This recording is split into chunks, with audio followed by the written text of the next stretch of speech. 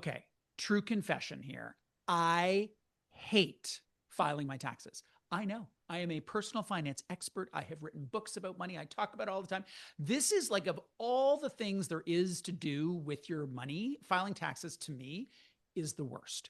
Now, I still love the topic. I like to talk about the topic. It's an incredibly important topic. And today we're going to talk about something called auto filing. So, Canadian government has introduced something called SimpleFile. It's a long time coming, but the idea here is that there are certain Canadians for whom automatic tax filing makes tons and tons and tons of sense. Jennifer Robson is our guest. She is an associate professor at Carleton University, and she joins us now from Ottawa to talk about auto filing, what it is, how it works, and some of the benefits. Hello there. Hi there. Thanks so much for having me on. So you've done a bunch of research on this. How Yeah. common is it for Canadians to not file their taxes?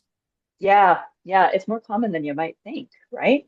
So about 10% of working age adults, so let's take that as like sort of 25 to 64, give or take, in a given year, they don't seem to be filing a return for that season. On top of that, if you are lower income, we're actually, and I know we're going to get into this, but that's where you've got like bigger incentives to file a Mm, tax return because that's your gateway to a whole bunch of other benefits. yeah. The numbers there are even higher. So if you are under the national poverty line, it's about a 1 in 5 chance that you didn't file a return in a given year. Even the federal government's own numbers say if you're under about $20,000 in personal income, about 1 in 5 are not filing. That's Wow. that's big. That's big numbers. It's huge. And for those lower income Canadians, the filing, it's like this magical key that Yes, unlocks a whole bunch of things. Give us the exactly. flavor of some of the I don't know, goodies makes it sound a little too trite, but some real financial benefits to people who For need the sure. most. For sure. Okay, well, let's start with the obvious ones. There are things that are actually baked into the tax code that are refundable credits. So think about your things like your GST credit, which is now, of course, going to be enhanced and has been rebranded as a groceries and essentials benefit. Non-trivial share sums of money that are going to flow to people, in the order of a couple of $100s a year. That helps. That helps. Let's get even another order of magnitude within the refundable credits. If you have children at the age of 18, you do not collect your child benefits if you do not file a tax return every year. If you have a spouse, they need to file too. Um, then outside of the tax system, if you are an older Canadian and you rely on benefits like old age security and the income tested guaranteed income supplement, it is essential that you file so that the value of those benefits can be reassessed each year. If you rely on things like subsidized housing, the way that you prove your eligibility to maintain your housing subsidy is by filing a tax Okay. return. I could go on and on and on. Yeah. It is everything from like your heat subsidy, like your heat program that subsidizes the cost of switching over to a lower carbon heating system in your house, to pharmacare programs, to the National Dental Care Program. Like it's just, there's so much that is Yeah. wrapped up with filing. And there are very real reasons why people don't file. They may not have Sure. access to a computer. They may have an executive functioning challenge. They may feel like the government's going to take even more money that they don't have, like all those reasons. Automatic filing is a significant process change, it's a significant policy change. Tell us Yeah. about how that's currently set up. How's that work? Okay, so the current way that it works is that most people don't have an obligation to file, right? Of course, the Minister of National Revenue can write to you and say, we need you to file a return, please, right? But otherwise, most of us, it's like it's voluntary. It's voluntary compliance, it's voluntary reporting. And for folks who are getting all of their taxes deducted at source, sometimes there's a perception of, well, it's like it's taken care of. Why would I file? It's done, right? That ties back to the conversation we just had around the access to all those benefits. So, what the agency has been doing to promote filing as a way to get access to benefits has been inviting people that they have identified who had a history of filing, where they have information on file, and they say, it looks like you're probably eligible for some benefits. Do you think you might want to file a tax return, please? And the response rate on that one has been really mixed. Like on the one hand, those are people who have a history of filing. Maybe they just needed a little reminder, hey, it's time again So a lot of them do tend to file, but they often end up going through services outside of the system, like outside of government, when the government has been writing to them to say, hey, we're inviting you to file for free. All you Oh, got to do is call us at this number, answer a few simple questions, and bada bing, bada boom, it's done. So that's how it's been working, with not terrific response to the offer of the sort of the voluntary response to government phone number to file your taxes. They piloted a little bit with some online options for that. So instead, what was proposed in the most recent federal budget was automation. So should we talk a bit more about what that might look yeah, like going please. forward? Okay. So the government thinks that this is going to reach about 5.5 million lower income Canadians. So that's non-trivial, right? Like that's a good share of the annual filing population. Now, I would like to dig into those numbers and verify, because there's some eligibility criteria around this. So basically, they're saying if you have a very simple tax situation, which like most of us do, like most of us Yeah, do not have accounts in the Caymans or anything fun like that, right? yeah. So simple tax situation where the agency basically already has the information that they're going to need from you.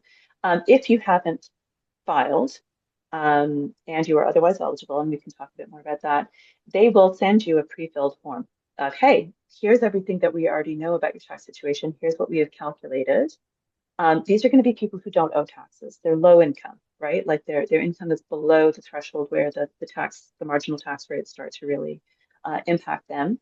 Then they will have 90 days. Folks will have 90 days to review that form, to make any amendments or corrections that they want to make. If the agency hasn't heard back from them, then that return will have been deemed filed after another 90-day period, right? Okay, So so that it's a it's a what better is that back end. phrase? It's like a negative response. They don't have to Exactly. do anything, and it's It's filed. a it's a better default We option don't than hear what from we've been you, living with. you're filed. Exactly. Exactly. So it's putting a reverse onus now on the agency to make better use of the information that they already have, and removing some, not all, but some of the administrative burden on individual Canadians. Is the theory that they then have the bank account of that human so that the government check that would Uh, then get triggered can be auto deposited into their account? oh boy, let's hope so. I mean, look, the government has really been pushing hard for people to sign up for direct deposit and electronic funds transfer for benefits. We saw a big push on that during the pandemic years. So I think it's important to note here that this is going to be a program and a service for people who have previously filed. So if you are a very young person filing your return for the first time ever, the system is not going to be able to capture you. This is also going to be a program that basically uses the information that the CRA already has on file. So if they've got an address for you and are sending you paper checks, then that's what will continue to happen. Mm. Um, you know, the CRA tries in its own way, I think, to invite people to keep that information up to date, but yeah, that is definitely an issue to be aware of in terms of this new program. Can you put this This initiative into a initiative. global context? Are there other countries who are further ahead than Canada on Yeah. autofile, who just they file unless told otherwise? Yeah.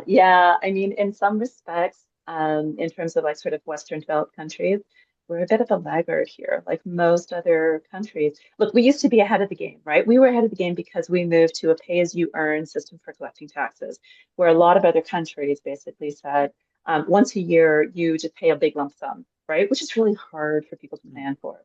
So for a long, long time, we were ahead of the curve, but as other countries started adopting more of a pay as you earn approach, they were also very keen to move to this more administratively simple system where you're paying as you earn. We already know what your situation is. We'll send you a pre-filled copy of what we have on file. If we don't hear from you, consider it done. And I mean, this is how France works. This is how Ireland works. This is how the UK works. Like, we're kind of a little bit behind some other countries now.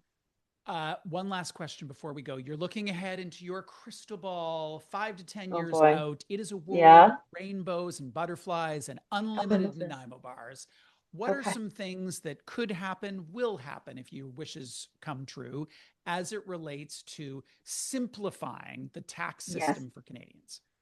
Yeah. Okay. So look, this is a start where we're going to hopefully see up to 5.5 million lower income Canadians benefit.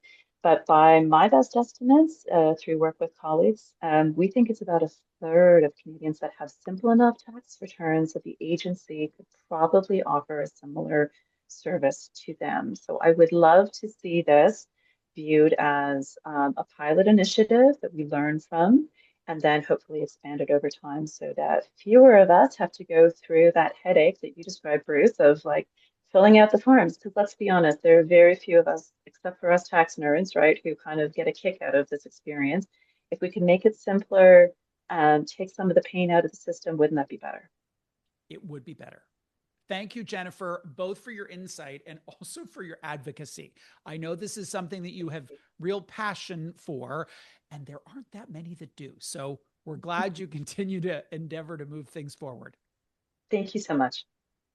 Jennifer Robson is an associate professor at Carleton University. She was here to talk about taxes writ large, but also efforts by the government to test, learn, hopefully roll out an auto filing program that would benefit lots of Canadians, but in particular, those at the lower income levels.